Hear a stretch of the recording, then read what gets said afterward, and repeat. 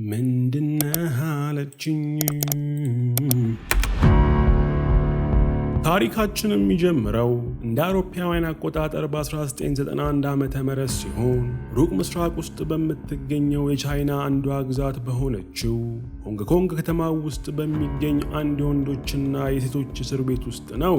በእስር ቤቱ ውስጥም ቶም የተባለ አንድ አሜሪካዊ ዶክተር ከሌሎች ዶክተሮች ጋር በመሆን ለእስረኞች የበሽታ መከላከያ ክትባት በመውጋት ላይ ሳሉ ቶም ሳይታሰብ እስር ቤት ውስጥ ያለን የኤሌክትሪክ ማስተላለፊያ መስመርን በመንካቱ የእስር ቤቱ መብራት ሙሉ በሙሉ ሲጠፋ ቶምም ራሱን ስቶ መሬት ላይ ይዘረራል። በዛው ቅጽበትም ከቶም ጋር የነበሩት ዶክተሮች ቶምን ይዘውት ወደ ሌላ ክፍል በአፋጣኝ በመውሰድ በክንዱ በኩል የልብ ምቱን የሚያቀዘቅዝ መርፌ ከወጉት በኋላ የእስር ቤቱ ዋና ዶክተር እንዲሁም የእስር ቤቱ አስተዳዳሪ ቶምን ሊያዩት ሲመጡ ቶም የልብ ምቱ እንደቆመና ዛውኑ እንደሞተ ይመለከታሉ። ዶክተሩም የቶምን መሞት ለእስር ቤቱ አስተዳዳሪና ለሌሎቹ ዶክተሮች በማሳወቅ ክፍሉን ለቀው ከወጡ ከደቂቃዎች በኋላ ቶም ነፍስ ዘርቶ ራሱን ከሳተበት ይነቃል። በዚህም ጊዜ ቶም ኤሌክትሪኩን የጨበጠው በእስር ቤቱ ውስጥ ያለውን መብራትና ሴኪሪቲ ካሜራዎችን ለማቋረጥ እንደሆነና አጋሮቹም የወጉት መርፌ የልብ ምቱን ድምፅ በማጥፋት የሞተ ሰው የሚያስመስል እንደሆነ እንረዳለን። በዛው ቅጽበትም ቶም ጆሮው ውስጥ ባደረገው ድምፅ ማስተላለፊያ መሳሪያ አማካኝነት ባልደረቦቹ ማውራት ይጀምሩና መብራቱ ተሰርቶ ካሜራው ሳይበራ በፊት የሚፈልገውን እስረኛ ለማስመለጥ 10 ደቂቃ ብቻ እንዳለው ለቶም ያሳውቁታል። ቶምም ፈጥኖ በመነሳት የደበቀውን ሽጉጥ አውጥቶ ወደ ሴቶቹ እስር ቤት መገስገስ ሲጀምር ቶም በመንገዱ ላይ ከአንድ ጅላጅል እስረኛ ጋር ይገጣጠማል። ቶምም እስረኛው ድምፅ እንዳያሰማ በማለት የያዘውን ማስቲካ ሰጥቶት ሲያበቃ ቶም አንዲት እንግሊዛዊ የታሰረችበት ክፍል በመድረስ እስረኛዋን ይዞ ከመብራቱና ሴኪሪቲ ካሜሮቹ መስራት ከመጀመራቸው በፊት ቶም ቀደም ተኝቶ የነበረበት ቃሬዛ ያለበት ክፍል ይደርሳል። ከዚህም በኋላ ቶም ላይኛው ቃሬዛ ላይ፣ ሴቷ እስረኛ ደግሞ የታችኛው ቃሬዛ ላይ እንደተኙ የእስር ቤቱ ጠባቂዎች ቶም ያለበትን ቃሬዛ ወደ ውጭ የሚወጣ አምቡላንስ ላይ ይጭኑታል። በዛው ደቂቃ ውስጥ ግን የእስር ቤቱ አስተዳዳሪ ቶም ቅድም ማስቲካ የሰጠውን እስረኛ ማስቲካ እያኘከና እየነፋ ስለተመለከተው አስተዳዳሪው መብራት በጠፋ ቅጽበት እስር ቤቱ ውስጥ ሰርጎ ገብ ሰው እንደነበረና ታሳሪውም ማስቲካውን ያገኘው ከሰርጎ ገቡ እንደሆነ ወዲያውኑ ይረዳል። ይህን ተከትሎም አስተዳዳሪው ቶምና ሴቷን እስረኛ የጫነው አምቡላንስ ከእስር ቤቱ ከመውጣቱ በፊት ቆሞ እንዲፈተሽ ስላዘዘ እነ ቶም ባላሰቡት ሁኔታ እስረኛዋን ከማስመለጣቸው በፊት በቻይና ፖሊሶች በቁጥጥር ስር ይውላሉ።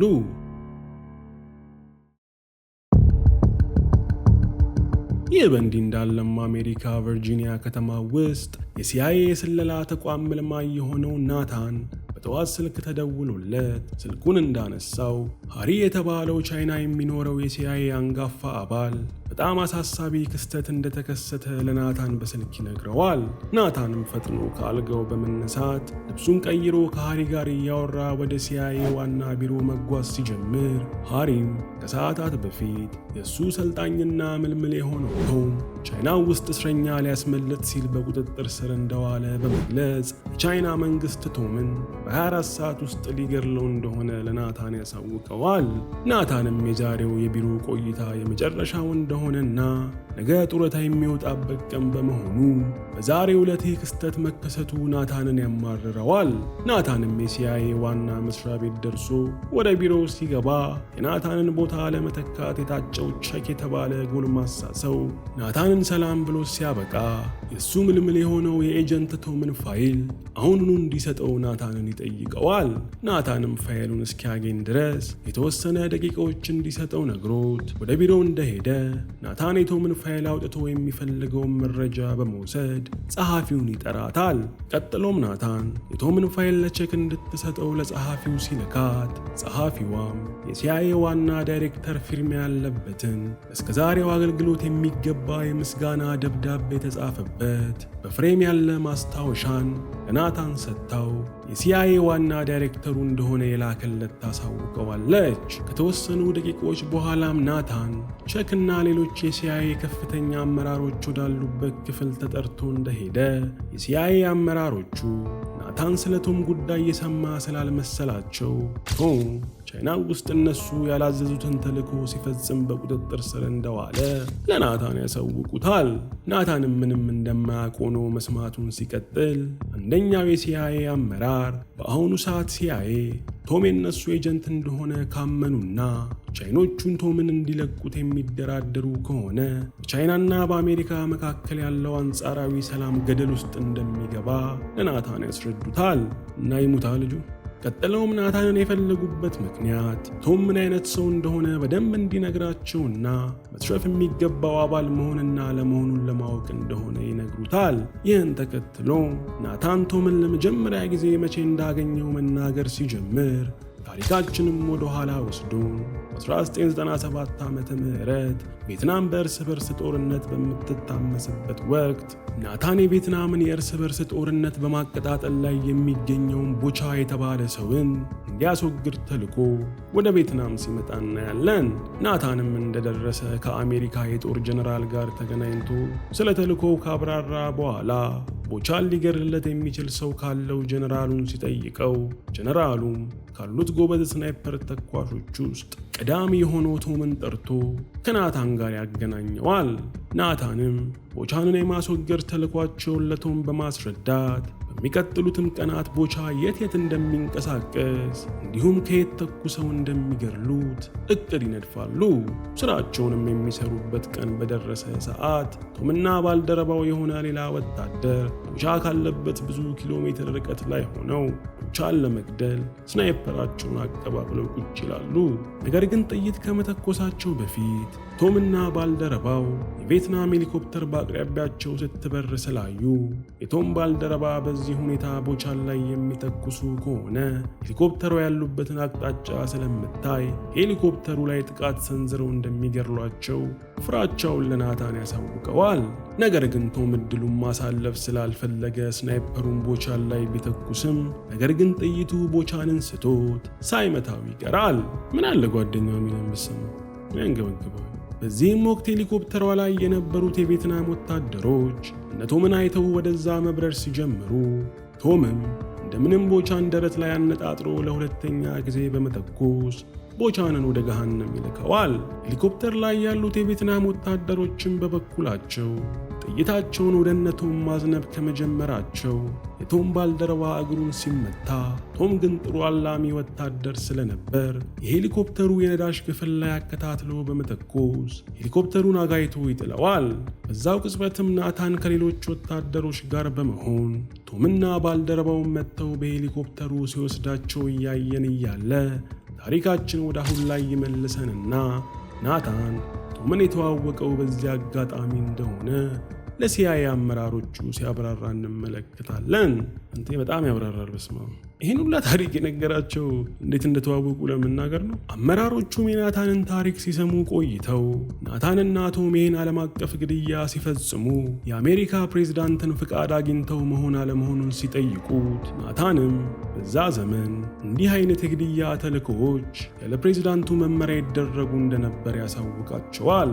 በንግግራቸውም መሃል ግን ናታን የሲአይኤ አመራሮቹ ከቻይና ጋር ያላቸውን ግንኙነት እንዳይበላሽ በማሰብ ቶም ተራ ወንጀለኛ እንደሆነ አድርገው ለቻይኖቹ በመናገር ሞት እንዲቀጣ ሊተውት እንደሆነ ስለገባው ናታን የእሱ ምልምል የሆነው ቶምን የሲአይኤ አመራሮቹ ሳያውቁ ሊያድነው ቆርጦ ይነሳል። ጀግና ጓደኛ እንዲህ ነው። በዚህም መሰረት ናታን ለጸሐፊው ስልክ እንድትደውልለት ፔጀር በሚባል መሳሪያ መልእክት እንደላከላት ጸሐፊዋም አመራሮቹ በሚገኙበት ክፍል በሚገኝ የቢሮ ስልክ ትደውላለች።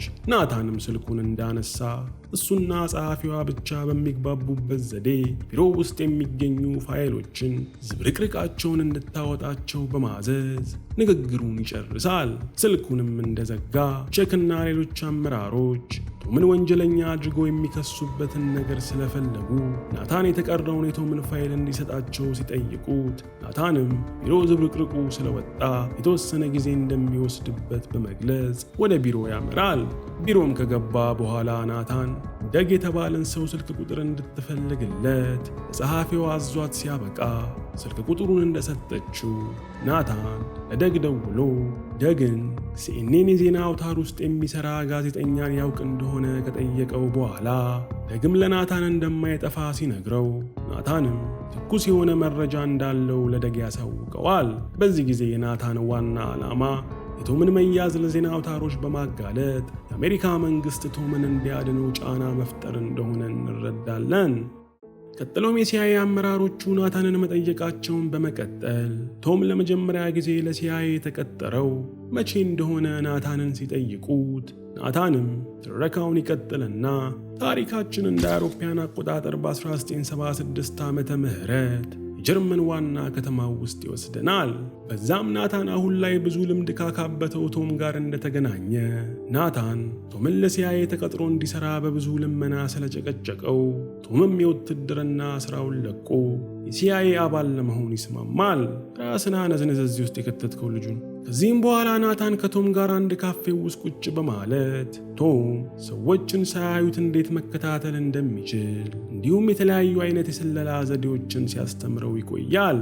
ናታንም ቶምን ብዙ ሲያስተምረው ቆይቶ ቶም ናታንን የመጀመሪያው ተልእኮ ታዲያ መቼ እንደሚሆን ሲጠይቀው ናታንም ቶምን ይዞት ወደ ውጪ ከወጣ በኋላ ከፊት ለፊታቸው የሚገኘውን አፓርትመንት እያሳየው የቶም የመጀመሪያ ተልእኮ የሚሆነው ከፊታቸው ያለው አፓርትመንት ውስጥ ገብቶ ከአንድ ሰው ጋር በቶሎ በመግባባት ከሰውየው ቤት ውስጥ ሆኖ ለሱ ሰላምታ መስጠት እንደሆነ ይነግረዋል። በዚህም መሰረት ቶም ምንም ጊዜ ሳያጠፋ ወደ ህንፃው በመሄድ ከአንድ ሽማግሌ ጋር በፍጥነት ተዋውቆ በሽማግሌው ቤት በኩል ባለ መስኮት ቶም ለናታን ሰላምታ ያቀርብለታል። ያን ምሽትም ናታን ቶምን ይዞት ወደ አንድ መጠጥ ቤት በመግባት በተልእኮ ላይ ሳለ በሌላ መንግስት ቁጥጥር ስር ቢወድቅ ሲአይኤ ለራሱ ደህንነት ሲል ከእርሱ ጋር ያለውን ግንኙነት ስለሚያቋርጠው ተልእኮ ላይ ምንም አይነት ስህተት መስራት እንደማይፈቀድ ጥብቅ ማስጠንቀቂያ ይሰጠዋል። ቶም ተሳፈትሻ፣ ለምን ተሳፈትሽ? እንዲያስጠንቅቀውሽ ነበር። ከዚህም በኋላ ታዲያ ቶም ለናታንና ለሲአይኤ ብዙ ተልእኮችን ሲፈጽም ቆይቶ አንድ ቀን ቶም ሸድሚት የተባለ ጀርመናዊ ሆኖ ለሲአይኤ የሚሰልል አባላቸው በጀርመን መንግስት ስለተደረሰበት ቶም ሸድሚትን ከሀገር እንዲያስወጣው ታዞ ቶም ሸድሚትን ይዞ ወደ ድንበር መገስገስ ይጀምራል። ሆኖም ግን ቶም የጀርመን መንግስት ሸድሚትና እሱን የተከታተሏቸው እንደሆነ ሲመለከት ጊዜ ቶም መኪናውን አንድ ቦታ ላይ አቁሞ ለናታን በመደወል ሁኔታዎችን ሪፖርት ያደርጋል። ናታንም የሸድሚት የስለላ ስራ እንደታወቀ ሲረዳ ጊዜ ቶም ሸድሚትን ከመኪናው አስወርዶት እሱ ብቻውን እንዲሸሽ በመንገር ከዚህ በኋላ ሸድሚት ለነሱ ምንም ጥቅም እንደሌለው ለቶም ይነግረዋል። ቶምም ወደ መኪናው በመመለስ ትንሽ እንደተጓዙ ሸድሚትን ከመኪናው እንዲወርድ ቢጠይቀውም ሸድሚት ግን በድንጋጤ ሚስትና ልጅ እንዳለው ለቶም ተናግሮ እንዲራራለት ይለምነው ይጀምራል። ቶም ግን ናታን የሰጠውን ትዕዛዝ መጣስ ስለማይችል ሸድሚትን በግድ ከመኪናው ካወረደው በኋላ በልቡ እንዳዘነ ሸድሚትን ለሞት ትቶት እሱ ግን ያመልጣል። ይህ ከሆነ ከተወሰኑ ቀናት በኋላ ቶም ከአለቃው ናታን ጋር ተገናኝቶ ሸድሚትን ተገልግለውበት ሲጨርሱ እንዳሮጌ ዕቃ ወደ ውጪ መወርወራቸው ልክ እንዳልሆነ ለናታን ሊያስረዳው ቢሞክርም ናታን ግን ይህ የሥራው ባህሪ እንደሆነ ለቶም በመንገር ቶምም ቢሆን ከወደቀ የሚያነሳው እንደማይኖር ያስጠነቅቀዋል። ታዲያ ስንት ቢከፈላቸው ነው እንደዚህ ሕይወታቸውን ሁሉ የሚሰዉት? ታሪካችንም አሁን ላይ ሲመልሰን ከድሮ ጊዜ በተለየ ሁኔታ አሁን ላይ ልበ ሩሩ የሆነው ናታን ለሲአይኤ አመራሮች ስለ ቶም ብቃት በመናገር ሲአይኤ ለምን ቶምን ሊያድኑት እንዳልፈለጉት ይጠይቃቸዋል። አንተ ሸድሚትን መቼ አዳንከው? ቸክና ሌሎቹ አመራሮች ግን አሁን ላይ የአሜሪካ መንግስትና የቻይና መንግስት በታሪክ ለመጀመሪያ ጊዜ ትልቅ የሚባል የንግድ ስምምነት ሊፈራረሙ እንደሆነ በመግለጽ ሲአይኤ ቶም ለነሱ የሚሰራ ሰው እንደሆነ ለቻይና መንግስት ከገለጹላቸው በሀገሪቱ መካከል ሊደረግ የነበረው የንግድ ስምምነት ሙሉ በሙሉ ተቋርጦ የድሮ ጠላትነታቸው እንደሚመለስ ለናታን ያሳውቁታል። ይህን እየተነጋገሩ ባለበት ሰዓት ግን ሲኤንኤን ላይ ሰበር ዜና ተብሎ አንድ የአሜሪካን ዜግነት ያለው ሰው የቻይና እስር ቤት ውስጥ ታስሮ እንደሚገኝ ታወቀ የሚል ዜና መሰራጨት ሲጀምር ቸክና ሌሎቹ አመራሮችም ይህን ጉዳይ ሚዲያ ላይ ይፋ መውጣቱ ከፍተኛ አጣብቂኝ ውስጥ ይከታቸዋል። ናታንም እቅዱ እንደተሳካ አይቶ ከዚህ በኋላ የአሜሪካ መንግስት ሳይወድ በግዱ ቶምን ለማስለቀቅ ድርድር እንደሚጀምርና ያለበለዚያ ግን የአሜሪካ ዜጎች መንግስታቸውን እንደ ደካማ በማየት ተቃውሞ እንደሚያነሱ እርግጠኛ ይሆናል። ናታንም ቶምን የማዳን ስራው እንደተጠናቀቀ በማመን ወደ ቢሮ ተመልሶ ጸሐፊውን በመሰናበት የሥራ ቦታ መታወቂያውን ሊመልስ ሲል በድጋሚ ሰበር ዜና በሚል ርዕስ ሆንግ ኮንግ እስር ቤት ውስጥ ታስሯል የተባለው አሜሪካዊ ዜግነት ያለው ሰው ከ4 ወራት በፊት የሞተ ሰው እንደሆነና ይህ ዜና የተሰራጨውም የአሜሪካና የቻይና መንግስት የሚያደርጉትን የንግድ ስምምነት ለማደናቀፍ እንደሆነ አድርጎ ጋዜጠኛው ሲዘግብ ናታን ይሰማል። ይህን ጊዜም ታዲያ ናታን እቅዱ እንደከሸፈ ስለተረዳ እዚህ ቆይቶ የቶምን ግድያ ማስቀረት እንዳለበት ለራሱ ቃል ይገባል። በዚህም መሰረት ናታን ወደ ህንፃው ሲመለስ ያየው ቼክ ናታን ለምን እንደተመለሰ ሊጠይቀው ሲጠራው ናታንም ቶም ሆንግ ኮንግ እስር ቤት ውስጥ ለምን ሊገኝ እንደቻለ ሊነግራቸው መመለሱን ያሳውቅና ወደ ሲአይኤ አመራሮቹ ይገባል። በዚህም ጊዜ ታዲያ ታሪካችን በድጋሚ ወደ ኋላ ወስዶን በ1985 ዓመተ ምህረት ቤይሩት ውስጥ ያለውን የእርስ በርስ ውጊያ ያሳየናል። ቤይሩት በእርስ በራስ ጦርነት በምትታመስበት ጊዜም ናታን የቤይሩትን አማጺ ቡድን የሚመራውን ጁማ የተባለውን ሰው እንዲገድሉ በሲአይኤ ተልከው ወደ ቤይሩት ይሄዳሉ። ቶምም ጁማን ለማስወገድ ይችሉ ዘንድ የካሜራ ባለሙያ መስሎ አማጺዎቹ ስር በመገኘት ፎቶ ማንሳት ሲጀምር በዛው ሂደት ውስጥም ቶም ኤልዛቤት ከተባለች የሰብአዊ እርዳታ ድርጅት ውስጥ ከምትሰራ አንዲት ሴት ጋር ይተዋወቃል። በዛው ወቅትም ቶም ከኤልዛቤት ጋር የሚሰራ አማድ የተባለ ዶክተር ከአማጺው ቡድን መሪ ጁማ ጋር ዝምድና እንዳለው ስላወቀ ቶም ፎቶግራፈርነቱን ተጠቅሞ ከአማድ ጋር በደንብ ይግባባል።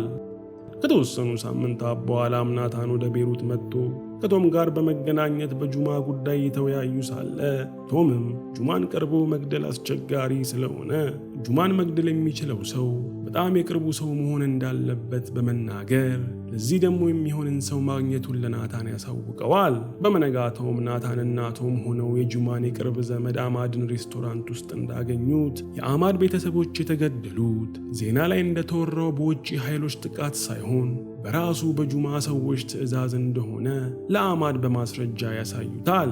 አማድም እስከ ዛሬ ድረስ ቤተሰቦቹ በጁማ ሰዎች ጥቃት መሞታቸውን የማያውቅ ስለነበረ ከፍተኛ ሐዘን ውስጥ ሲገባ አይተው እነ ናታን ጁማና አማጺ ቡድኖቹ ሌሎችን ንጹሐን ሕይወት እንዳይቀጥፉ ከተፈለገ አማድ ጁማንን ቀርቦ እንዲያስወግድላቸው ይጠይቁታል። አክለውም አማድ ጁማንን ለማስወገድ የሰውነት ቆዳን ከነካ በኋላ ወደ ሰውነት በመስረግ መግደል የሚችል መርዝን እንዲጠቀም ገልጸውለት ሲያበቁ ማንም ባልጠረጠረው መልኩ ጁማንን ማስወገድ እንደሚችል በትግል ያግባቡታል። ይህ በእንዲህ እንዳለም የቶምና የኤልዛቤት የፍቅር ግንኙነት እየጠነከረ መምጣቱን ተከትሎ ከመቼው ተፋቅረው ከመቼው ጠነከረና የቱ ጋር ነበርኩፍ ስለፈለፉ ሁሉ ጊዜ የቱ ጋር እንዳለው ረሳለሁ። ይህ በእንዲህ እንዳለም የቶምና የኤልዛቤት የፍቅር ግንኙነት እየጠነከረ መምጣቱን ተከትሎ ናታን ባልደረባው ቶም ከኤልዛቤት ጋር ያለውን የፍቅር ግንኙነት ይደርስበታል። ናታንም በሥራ ተልዕኮ ላይ ያሉ የፍቅር ግንኙነት ውስጥ መግባት ሥራውን አጣብቂኝ ውስጥና አስቸጋሪ እንደሚያደርገው ስላመነ ናታን በኤልዛቤት ዙሪያ ማጣራቶችን አድርጎ አንድ ቀን ቶምና ኤልዛቤት አንድ ካፌው ውስጥ ቁጭ ብለው ሳለ ወደ ካፌው መጥቶ ይቀላቀላቸዋል። ቀጥሎም ናታን የቶም የሥራ ባልደረባ እንደሆነ ተናግሮ ከኤልዛቤት ጋር ከተዋወቀ በኋላ ኤልዛቤትን ልክ መርማሪ ፖሊስ ይመስል ስለ ግል ሕይወቷ እንዲሁም ቤይሩት ከመምጣቷ በፊት ትሰራው ስለነበረው ስራዋ ሲጠይቃት ኤልዛቤት ስለ ቀድሞ ስራዋ መናገር ስላልፈለገች ተበሳጭታ ናታንና ቶምን ትታቸው ትሄዳለች። ሰላይ ነች። ቶምም ኤልዛቤትን ተከትሎ በመውጣት ናታን ስለ ቀድሞ ስራዋ ሲጠይቃት ለምን አባቷ ፈቃደኛ እንዳልሆነች ሲጠይቃት ኤልዛቤትም ከዓመት በፊት ለእንግሊዝ የስለላ ቡድን ትሰራ እንደነበረ ጠቅሳ በወቅቱ እንግሊዝ ከቻይና ጋር ሰጣ ገባ ውስጥ ስለነበረች በእሷ አመራር ሰጪነት እንግሊዝ ውስጥ የሚገኘን የቻይኖች ሕንፃ ላይ ጥቃት እንዳስፈጸመች ለቶም ትነግረዋለች። ነገር ግን ኤልዛቤት ሕንፃው ባዶ እንደሆነና ጥቃቱን የፈጸሙትም የቻይናን መንግስት ለማስጠንቀቅ እንደሆነ ብታስብም አጋጣሚ ሆኖ ግን በሕንፃው ላይ የተወሰኑ ቻይናውያን ስለነበሩ ሕይወታቸውን ማጣታቸውን ታሳውቀዋለች። በዚህም ምክንያት ኤልዛቤት የስለላ ስራዋን በመተው የእርዳታ ስራ ውስጥ እንደገባችና ከዚህ በኋላ ሰው የሚጎዳበት ስራ ላለመስራት እንዲሁም ስለ ቀድሞ ስራዋ ላለማውራት ለራሷ ቃል ስለገባች የተበሳጨችበትም ምክንያት ይህ እንደሆነና መናገርም ያልፈለገችው ለዚህ እንደሆነ ነግራው ትታው ትሄዳለች። ይህ ከሆነ ከተወሰኑ ቀናት በኋላ ቶም አማጺው ጁማን የሚያስገድሉበት ቀን በመድረሱ ቶም ጁማንን ለመግደል የተስማማው አማድን ይዞ በውጊያ መሃል በማቋረጥ አማድን ጁማ ግቢ ያደርሰዋል። ሆኖም ግን አማድ ጁማ ጋር ከመግባቱ ጁማንን የሚቃወሙ ሌሎች ተቃዋሚ ኃይሎች ቦምብ የጫነ መኪናቸውን ይዘው ወደ ጁማ መኖሪያ ሕንፃ በመግባት አካባቢውን አፈንድተው ጁማንን በመግደል የነቶምን እቅድ ሳይታሰብ ያሳኩላቸዋል። ከዚህም በኋላ ቶም የሰለላ ሕይወቱን በመተው ከኤልዛቤት ጋር ለመኖር ስለወሰነ ያንኑ ቀን ወደ ኤልዛቤት መኖሪያ አፓርታማ ሄዶ ግንኙነታቸውን እንደ አዲስ አድሰው ያን ምሽት አብረው ያድራሉ። ቀጥሎም ቶም ናታን ጋር በመሄድ ከሲአይኤ መልቀቅ እንደሚፈልግ ለናታን ነግሮ ሲያበቃ ቶም ወደ ኤልዛቤት ቤት ይመለሳል። ሆኖም ግን ቶም ፍጹም ባልጠበቀው ሁኔታ ኤልዛቤት ከዚህ በኋላ ሁለቱ አብሮ መሆን እንደማይችሉ የሚገልጽ የስንብት ደብዳቤ ጽፋለት እንደሄደች ተመልክቶ ቶም ልቡ ክፉኛ ይሰበራል። ታሪካችንም አሁን ላይ ይመልሰንና ናታን የሲአይኤ አመራሮቹን ቶምን እንዲያድኑት ሊያሳምናቸው ቢሞክርም ነገር ግን ሐሳቡ ተቀባይነት እንዳላገኘ በመመልከቱ ናታን በሕገ ወጥ መንገድ ቶምን ከቻይና እስር ቤት ለማስመለጥ ለራሱ ይወስናል።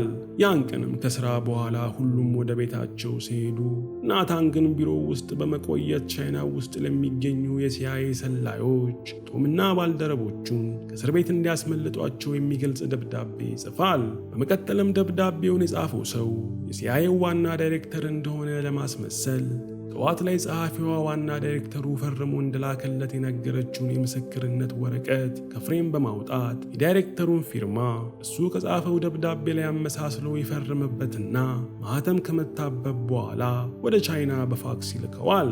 ናታንም ይሄን ሁላ ሲያደርግ ምሽቱ አልፎ ቀኑ በመግባቱ የሲአይኤ አመራሮች ወደ ቢሮ ሲገቡ ናታንን አሁንም እዛው ሆኖ ያገኙታል። በዚህም ወቅት ታሪካችን ወደ ኋላ ይወስድና ናታን ቶምን የዚህን ያህል ለማትረፍ ለምን እንደፈለገ ያሳየን ይጀምራል። ናታን የቶም ፍቅረኛ የሆነችው ኤልዛቤት የቻይና መንግስት ላይ በሰራችው ወንጀል ምክንያት ተፈላጊ እንደሆነች በማወቁና ቶምን ከስራው ታዘናጓለች ብሎ ስላሰበ ቶም በሌለበት ኤልዛቤትን ለቻይና ሰላዮች አሳልፎ በመስጠት እንዳሳገታትና ኤልዛቤት ቶምን ጥላው ሄደች በማስመሰል ሐሰተኛ ደብዳቤ ጽፎ በማስቀመጥ ቶምን እንደሸወደው እናያለን። ሆኖም ግን ከዓመታት በኋላ ቶም ናታን ኤልዛቤትን በቻይና መንግስት እንዲያስያዛት በማወቁ ምክንያት ቶም ሲአይኤን ለቆ በመውጣት ኤልዛቤትን የሚያተርፍበትን መንገድ ማፈላለግ ሲጀምር ናታንም ቀስ እያለ የሰራው ሥራ ክፉኛ ስለጸጸተው ቶምንና ኤልዛቤትን ከእስርና ሞት ለማዳን እንደወሰነ እንገነዘባለን። ያንኑ ጠዋትም ናታን ከሲአይኤ አመራሮች ጋር ሆኖ ሳለ የናታን ጸሐፊ ደውላ በቻይና ያሉት የሲአይኤ ኤጀንቶች በደብዳቤው ትዕዛዝ መሠረት ቶምን የማስመለጥ ሥራቸውን ሊጀምሩ እንደሆነ ስንነግረው ናታንም ሥራውን እንዲጀምሩ አዞ ስልኩን በመዝጋት ሁሉንም ተሰናብቷቸው ይወጣል። ናታንም መኪናው ውስጥ ገብቶ ከሲአይኤ መስሪያ ቤት በመውጣት መጓዝ ሲጀምር ናታን ሸውዶ የላካቸው የሲአይኤ ኤጀንቶች ደግሞ መሳሪያቸውን አንግበው ቶም ወደ ታሰረበት እስር ቤት በኃይል በመግባት ቶምና ኤልዛቤትን እንዲሁም የቶምን ባልደረቦች ይዟቸው በመውጣት በሄሊኮፕተር ይጠፋሉ። በመጨረሻም ቼክና ከፍተኛ የሲአይኤ አመራሮቹ ቢሮአቸው ውስጥ እንዳሉ የአሜሪካው ፕሬዝዳንት መጥተው በቻይና ስለተፈጸመው እስረኛ የማስመለጥ ተልዕኮ ተናግረው ሲያበቁ ተልዕኮ ከሲአይኤ ዳይሬክተሩ ዕውቅና ውጪ እንደተፈጸመ ይገልጹላቸዋል። በመጨረሻም ቼክ ለካ ከደቂቃዎች በፊት የተለያቸው ናታን አጠገባቸው ተቀምጦ ይህን ሁላ ተልዕኮ ሲያሳልጥ አለማወቃቸው እጅጉኑ በጣም ቢያሳፍራቸውም በናታን ብቃት ግን ሁሉም ሲደመሙ እያየን ታሪካችን ያልቃል።